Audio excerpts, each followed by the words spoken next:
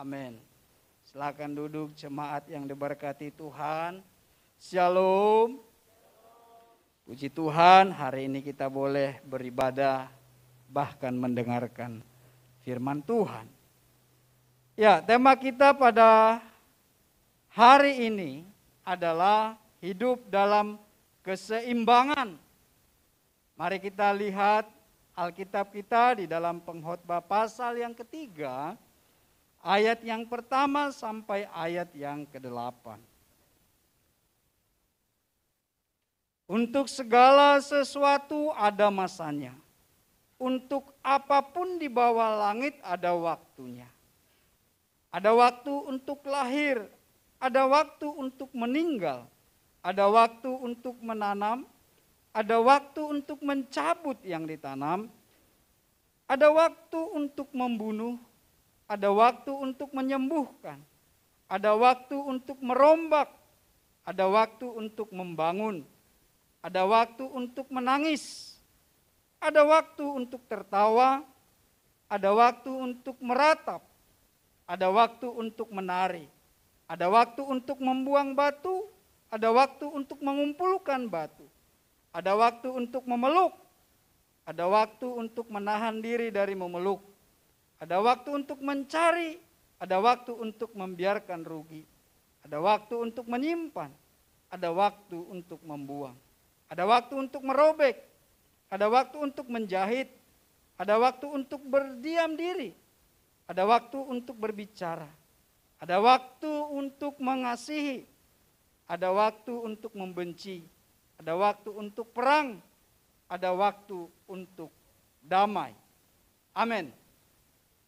Saudara, pernah lihat ada orang tertawa setiap hari tanpa ada yang lucu, atau melihat orang menari tanpa ada musik?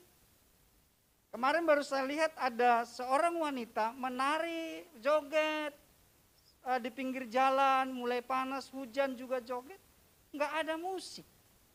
Kalau saudara melihat hal seperti itu, yang muncul dalam pikiran kita apa tentang orang itu? Ada yang salah tentunya. Ada yang tidak seimbang dalam hidupnya, saudara. Ya, artinya bahwa kita hidup ini butuh keseimbangan. Ya, kalau kita sedih terus juga berarti ada yang salah dengan diri kita. Ada orang bekerja keras, pagi, siang, pulang malam, suami istri bekerja, tapi masih tetap kekurangan ekonominya. Berarti ada yang tidak seimbang dalam kehidupan mereka mengenai manajemen keuangannya.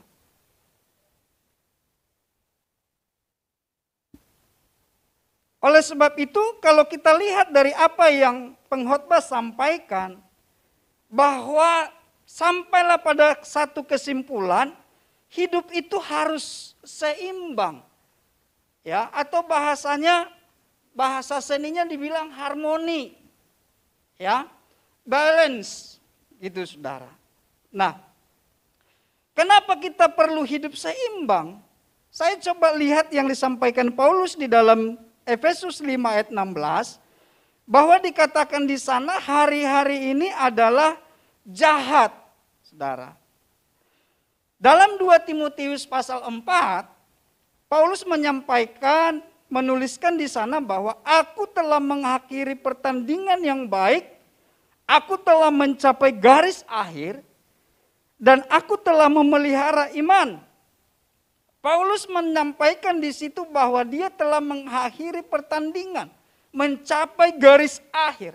Artinya ada sesuatu yang dia kerjakan. Kita tahu bahwa Paulus adalah seorang rasul yang sukses dalam pelayanannya. Dia menulis banyak surat dalam perjanjian baru. Dia juga seorang pengusaha yang sukses sehingga dia bisa menghidupi pelayanannya dari usahanya, dari pekerjaannya. Dia juga menjadi orang yang sukses di dalam memuridkan. Ada banyak regenerasi yang dia lahirkan dari pelayanannya, saudara. Ya. Kenapa Paulus menjadi orang yang begitu sukses dalam pelayanan, dalam karir, dalam pemuritan tadi? Karena Paulus mengenal Tuhan itu secara utuh, saudara. Ya, jadi pelayanan dengan pekerjaan itu seimbang, tidak berat sebelah.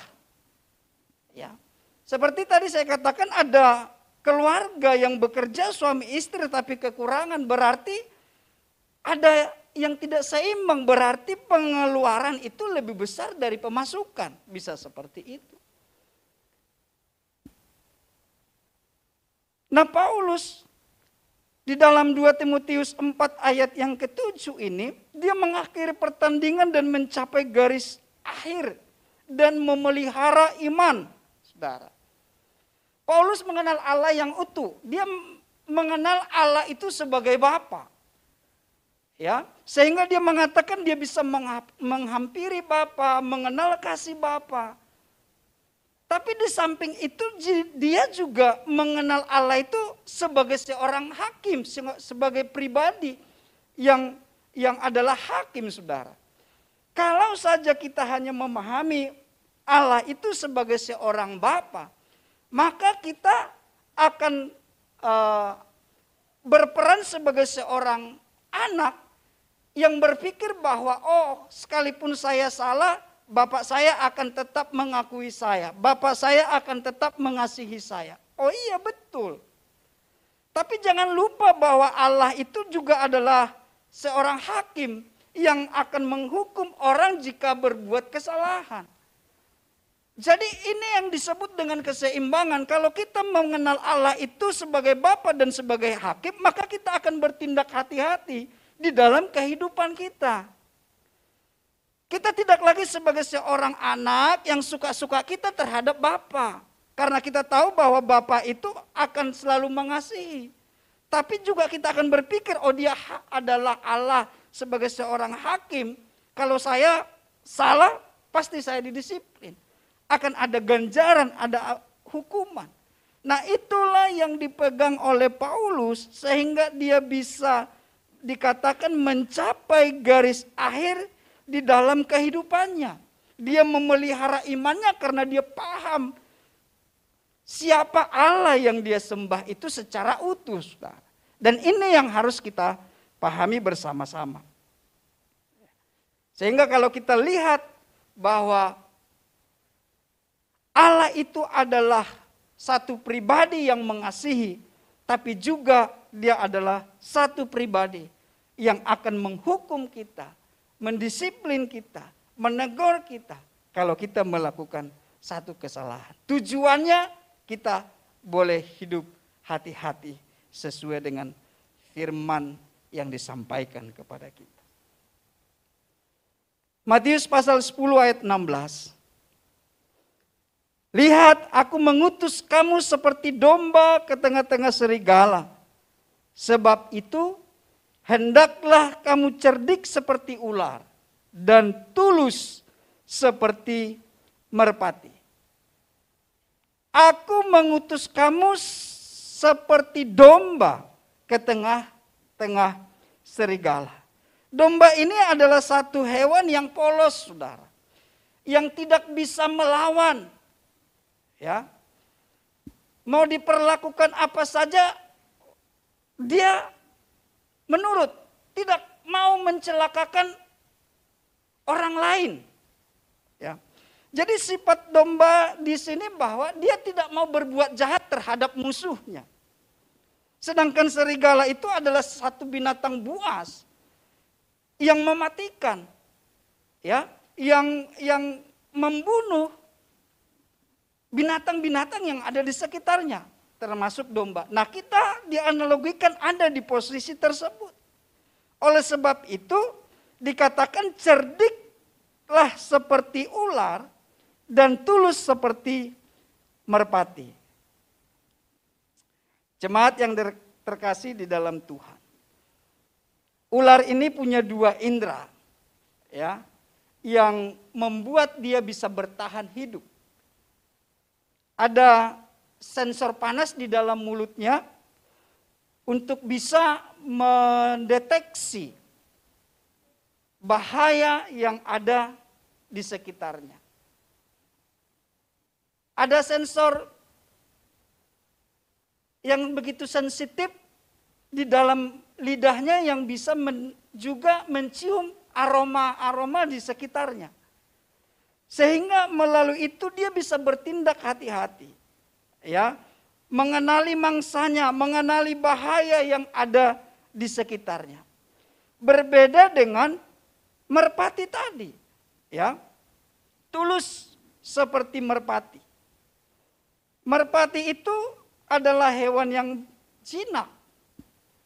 Ya, artinya dua binatang ini berlawanan, bertolak belakang seperti itu.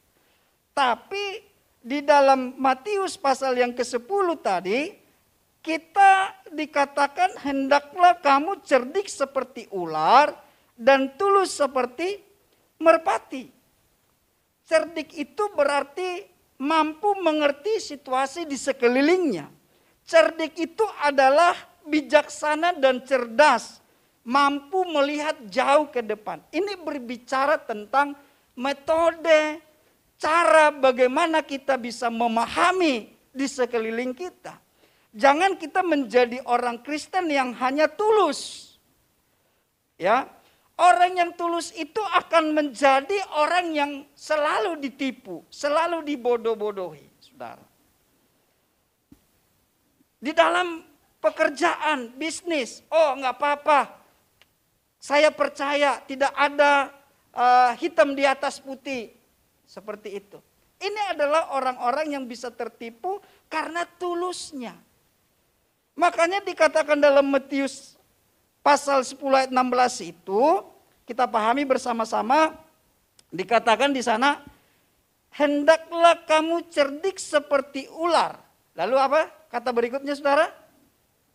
Dan. Ada kata dan di situ, perhatikan saudara. Ada kata dan, berarti dua hal yang berbeda.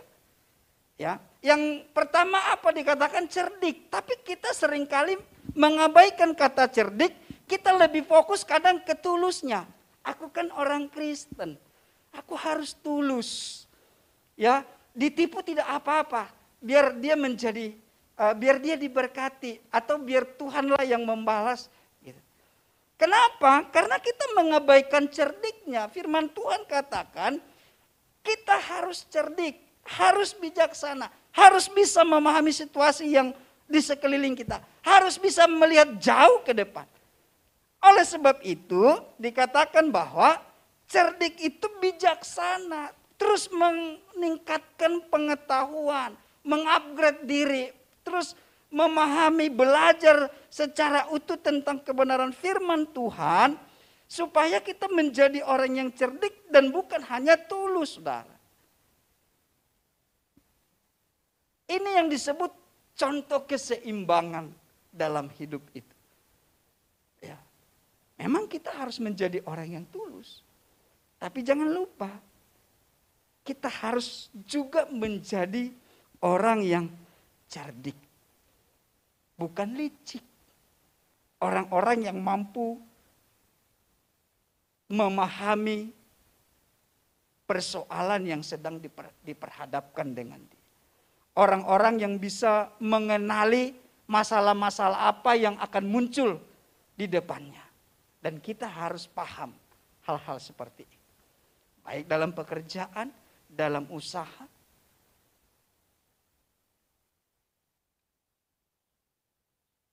Tulus itu tidak punya agenda tersembunyi untuk kepentingan diri sendiri.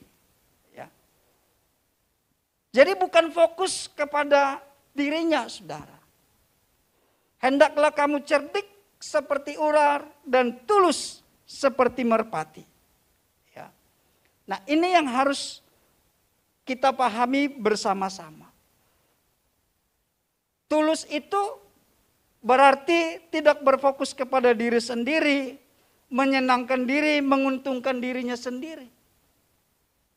Tetapi tulus itu adalah berorientasi bagaimana orang yang di sekitar kita bisa memahami tentang kebenaran yang ada di dalam diri kita.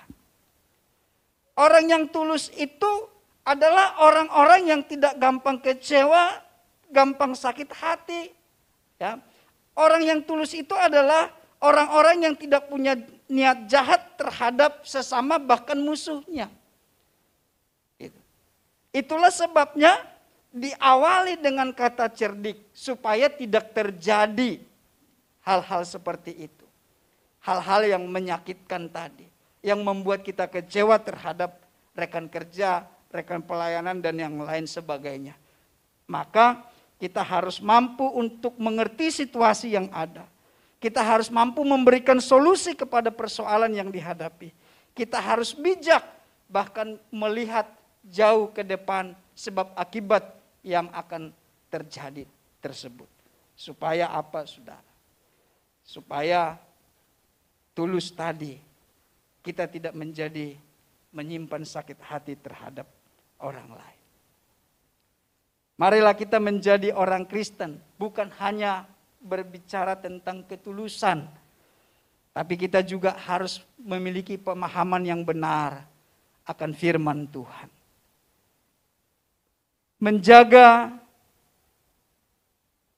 keseimbangan dalam hidup saudara, atau hidup dalam keseimbangan. Kalau tadi yang pertama dikatakan cerdik dan tulus harus seimbang, maka yang kedua, sorga dan bumi juga harus seimbang, saudara. Matius 6 ayat 10 dikatakan, datanglah kerajaanmu, jadilah kehendakmu di bumi seperti di sorga. Ini menjadi doa yang diajarkan oleh Tuhan Yesus kepada murid-murid. Ya, datanglah kerajaanmu, jadilah kehendakmu di bumi seperti di sorga.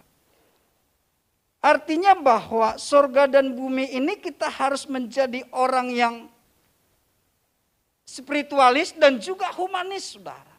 Sebagaimana Matius 22 ayat 37 sampai 39. Kasihilah Tuhan Allahmu, kasihilah sesamamu manusia. Ya, artinya jangan kita menjadi orang yang hanya fokus kepada sorga, saudara. Ya, kita bicara tentang sorga, sorga, sorga, tapi relasi kita dengan sesama, sifat humanis kita abaikan. Maka tidak ada keseimbangan. Pada akhirnya kita tidak akan pernah mencapai sorga tersebut. Sebagaimana dikatakan Matius 6 ayat 10 tadi, jadilah kehendakmu, datanglah kerajaanmu, jadilah kehendakmu di bumi seperti di sorga. Dan ini menjadi tanggung jawab kita bersama. Apa, saudara? Menghadirkan kerajaan Allah di bumi ini. Dan untuk itulah Yesus datang ke bumi. Ketika Yesus ada di bumi, fokusnya bukan lagi ke surga, saudara. Tapi fokusnya adalah bagaimana orang-orang yang masih hidup di dalam dosa itu terselamatkan. Itu menjadi fokus Yesus selama dia ada di bumi ini. Makanya perintah Tuhan Yesus apa? Jadikanlah semua bangsa muridku. Dan dua hal ini kembali harus memiliki keseimbangan, saudara. Oh, memang kita harus menjadi pribadi yang ngeroh, ya, yang rohani. Dengan cara apa? Ya kita terus membangun persekutuan kita dengan Tuhan. Kita ibadah seperti ini. Kita baca firman juga. Kita bersekutu dengan Tuhan. Membangun hubungan dengan Tuhan. Itu harus kita lakukan. Tetapi jangan lupa, saudara, bahwa tugas kita adalah membawa banyak orang kepada Yesus supaya diselamatkan. Sebagaimana dikatakan dalam Matius pasal yang ke-6 tadi, bahwa menghadirkan kerajaan Allah di muka bumi ini. Mengapa banyak orang yang berbondong-bondong mengikuti Yesus? Karena orang banyak itu menemukan surga dalam pribadi Yesus. Mengapa banyak orang mencari Petrus ketika dia pelayanan?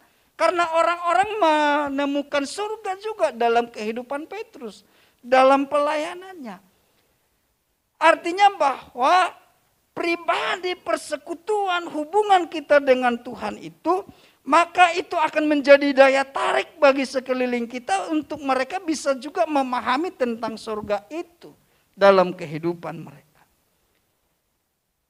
Artinya kita jangan menjadi orang Kristen yang inklusif dengan hubungan kita terhadap Tuhan.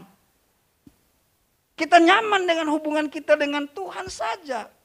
Kita terus bangun itu. Tapi kita abaikan relasi kita dengan sesama. Tidak ada buahnya, saudara. Kekristenan itu kan harus berbuah. Paulus tadi di awal saya katakan bahwa dia berhasil memultiplikasi pemimpin-pemimpin dalam perjalanan pelayanannya. Ada buahnya, saudara. Oleh sebab itu fokus kita adalah dua. Surga dan bumi. Paulus tadi dikatakan 2 Timotius pasal 4 itu, dia telah mengakhiri pertandingan, mencapai garis finish, dan memelihara iman.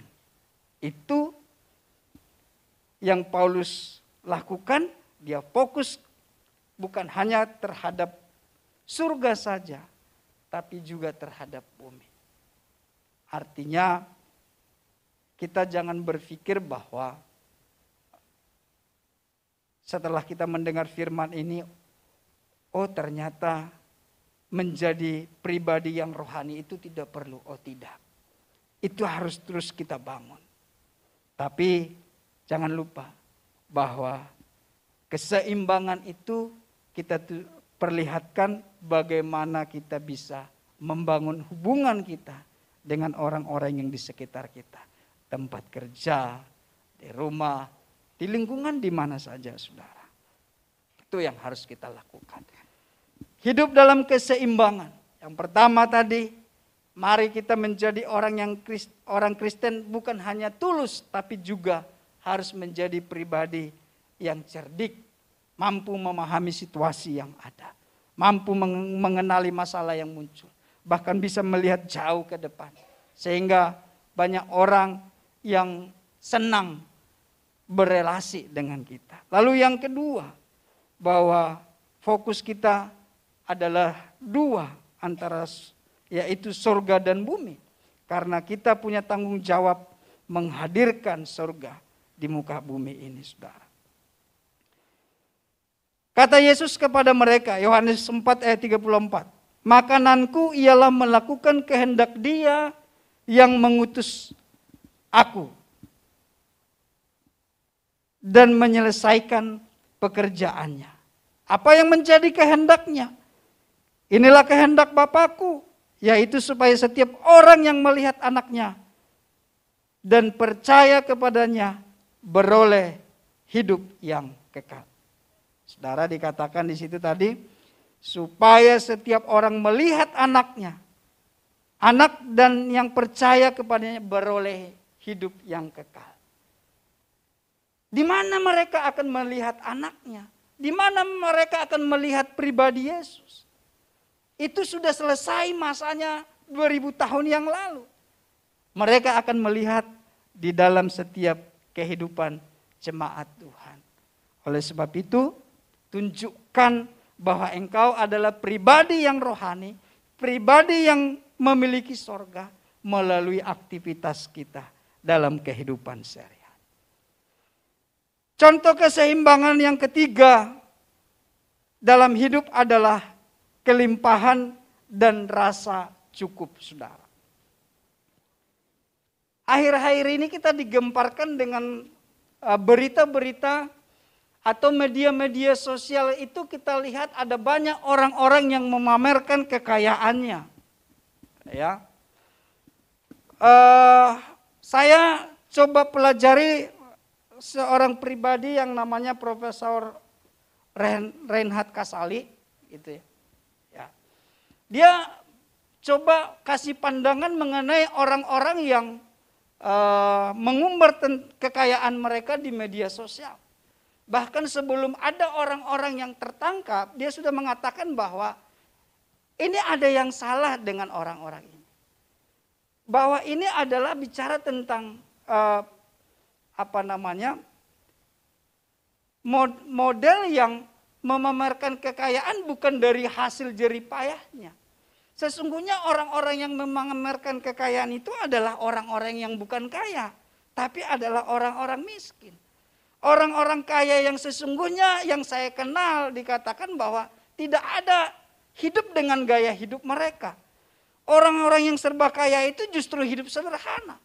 Dia mengatakan bahwa kadang kalau saya naik pesawat, ada orang sederhana sekali saya lihat di samping saya takut. Jangan-jangan ini adalah orang yang paling kaya di dunia ini. Ya. Nah, kelimpahan dan rasa cukup itu harus seimbang, saudara. Ibrani 13 ayat 5 dikatakan, janganlah kamu menjadi hamba uang dan cukupkanlah dirimu dengan apa yang ada padamu karena Allah telah berfirman. Aku sekali-kali tidak akan membiarkan engkau dan aku sekali-kali tidak akan meninggalkan engkau. Janganlah kamu menjadi hamba uang. Nah, banyak orang memahami ini bahwa hidup itu tidak boleh kaya. Hidup itu tidak boleh fokus terhadap uang. Orang Kristen itu boleh kaya. Siapa yang tidak mau jadi kaya, saudara? Dilanjutkan lagi dalam Matius 6. Janganlah kamu mengumpulkan harta di bumi. Matius 6 ayat 19. Di bumi ngengat dan karat merusakkannya dan pencuri membongkar serta mencurinya. Tetapi kumpulkanlah bagimu harta di surga. Di surga ngengat dan karat tidak merusakkan. Dan pencuri tidak membongkar serta mencurinya. Karena di mana hartamu berada, di situ juga hatimu berada. Saudara, ayat ini bukan berbicara supaya orang Kristen itu tidak boleh kaya. Supaya orang Kristen itu tidak boleh mengumpulkan kekayaan. Yang dikatakan di sini janganlah kamu mengumpulkan harta di bumi adalah menimbun. Ya. Seperti sekarang ini banyak yang ditangkap polisi yang menimbun apa itu, saudara? Minyak. Ya. Kenapa? Karena tujuannya untuk menguntungkan dirinya, mengorbankan masyarakat. Ya. Jadi yang mau disampaikan, mari kalau kita dikasih kaya, ya puji Tuhan. Ya. Kita mau menjadi kaya itu bukanlah sesuatu yang salah. Tapi dikatakan bahwa jangan kita menimbun. Ada orang seperti yang kita lihat di media sosial itu memamerkan mobilnya ada 10 dan lain sebagainya. Menimbun harta yang tidak produktif. Hanya untuk kesenangan pribadi. Mari kita kaya, kita saudara? Menabur. Ya. Kalau kita pelajari ada artikel orang-orang Yahudi, mereka tidak mau menjadi orang yang hedonis, ya. Mereka kaya. Lalu apa yang mereka lakukan dengan kekayaan itu? Mereka bangun perusahaan yang bisa mempekerjakan banyak orang. Mereka melakukan riset, ya. Mereka membiayai sekolah-sekolah. Jadi mereka memiliki kekayaan, mengumpulkan kekayaan tersebut, lalu mereka menabur di situ. Nah, itu yang disebut dengan kelimpahan dan rasa cukup. Ya, kita boleh kaya, tapi jangan kita berfokus terhadap hanya kepada kelimpahan diri kita sendiri. Karena firman Tuhan mengatakan bahwa kita harus menabur, saudara. Amsal 3 ayat 9 dikatakan, muliakanlah Tuhan dengan hartamu dan dengan hasil pertama dari segala penghasilanmu. Lalu dilanjutkan, maka lumbung-lumbungmu akan diisi penuh sampai melimpah-limpah. Artinya saudara, kekayaan kita jangan hanya untuk mencari kemuliaan bagi kita. Tapi dikatakan di Amsal 3 bahwa kekayaan itu harus kita bawa untuk memuliakan Tuhan. Masih ingat dengan perumpamaan talenta Matius 25 ayat 25 sampai 29. Ayat 27 ada yang dikasih 1 talenta. Dia katakan bahwa saya tahu bahwa engkau adalah Tuhan yang sangat jahat gitu ya. Lalu saya takut sehingga saya menguburkannya, dan ini adalah talenta yang Tuhan kasih. Lalu apa yang Yesus yang Tuhannya katakan? Oh, diambil dan diberikan kepada yang 4 talenta. Ada dikasih 4 talenta. Dia kerjakan, beroleh hasil 4 talenta. Ada yang 2, dia kerjakan, dia beroleh hasil 2 talenta. Dan ada yang 1, dia kubur dan dia tidak dapat apa-apa. Akhirnya diambil dan dikasih kepada yang 4 talenta. Nah saudara, dari ayat ini apa yang kita bisa pelajari saudara? Apa yang Tuhan percayakan bagi kita? Apa yang Tuhan kasih kepada kita? Baik itu harta, baik itu pekerjaan, baik itu pelayanan. Kalau sudah di tangan kita, mari kita kembangkan tanpa batas. Tapi tetap punya rasa cukup untuk diri sendiri. Artinya kita berusaha bukan hanya untuk diri kita, saudara. Maka di dalam Pengkhotbah pasal yang ke-9, ayat yang ke-10, Pengkhotbah 9 ayat betul. Pengkhotbah 9 ayat 10 dikatakan bahwa segala sesuatu yang dijumpai tanganmu, kerjakanlah itu dengan sekuat tenaga. Jadi mau karunia, talenta, apapun yang Tuhan percayakan bagi kita. Atau pekerjaan apapun yang dipercayakan oleh pimpinan bagi kita. Engkau harus maksimal di situ. Kerjakan tanpa batas. Kalau engkau mau kaya, ayo kerja keras. Tapi harus disertai dengan rasa cukup. Artinya jangan kita menimbun untuk diri kita. Itu yang disebut dengan keseimbangan saudara. Sebab kamu dibebani bukanlah supaya orang-orang lain dapat keringanan. Tetapi supaya ada apa? Keseimbangan. 2 Korintus 8 ayat 13. Sebab kamu dibebani bukanlah supaya orang-orang lain mendapat keringanan. Tetapi supaya ada keseimbangan. Maka hendaklah sekarang ini kelebihan kamu mencukupkan kekurangan mereka, agar kelebihan mereka kemudian mencukupkan kamu. Supaya apa saudara? Supaya ada keseimbangan. Ya, kata keseimbangan itu ditekankan di dalam 2 Korintus 8 tadi. Ya. Bukan supaya mereka tercukupkan, tapi supaya hidup itu seimbang.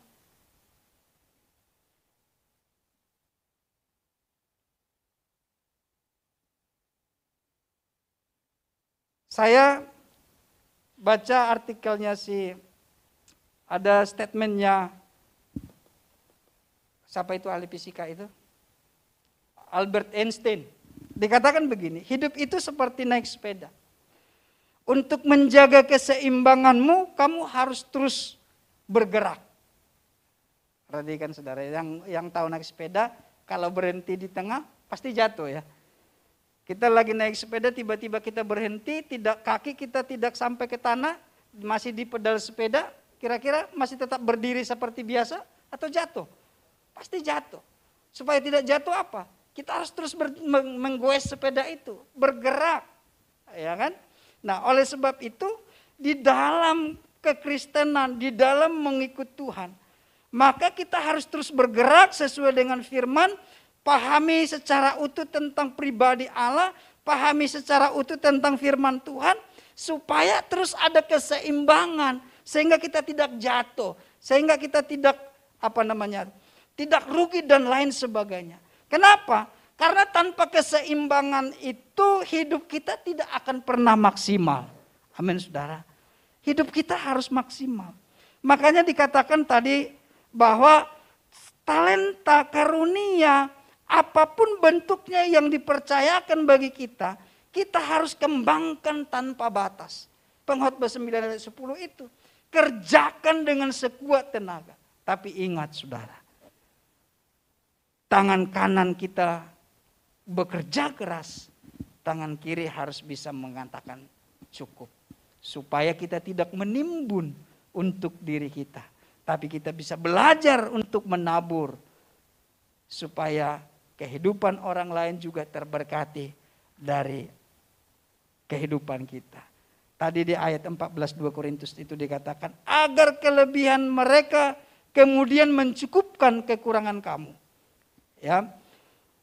Maka hendaklah sekarang ini kelebihan kamu mencukupkan kekurangan mereka, agar kelebihan mereka kemudian mencukupkan kekurangan kamu. Kalau tadi saya katakan bahasa keseimbangan itu balance, ya. Kalau mobil itu harus dibalancing rodanya supaya jalannya itu tidak lari ke kiri atau lari ke kanan. Jadi dia bisa lurus, ya, tidak merusak bannya. Harus dibalancing, gitu. Hidup kita pun seperti itu, ya. Antara surga dengan bumi harus seimbang, saudara. Karena buah dari spiritualitas kita itu ya hubungan kita dengan sesama. Dan disitulah nanti orang-orang akan melihat surga itu dalam kehidupan kita. Oleh sebab itu, mari kita maksimal dalam hidup ini dengan apa yang Tuhan percayakan bagi kita. Terus kita kembangkan tanpa batas, sekuat tenaga. Tapi ingat, tetap memiliki rasa cukup di dalam hati kita, dalam diri kita, dalam pikiran kita. Supaya hidup kita tetap boleh menjadi berkat bagi orang lain. Kiranya firman Tuhan ini menjadi berkat bagi kita. Mereka yang berbahagia adalah mereka yang mendengar dan melakukan firman dalam kehidupan mereka sehari-hari. Tuhan Yesus memberkati.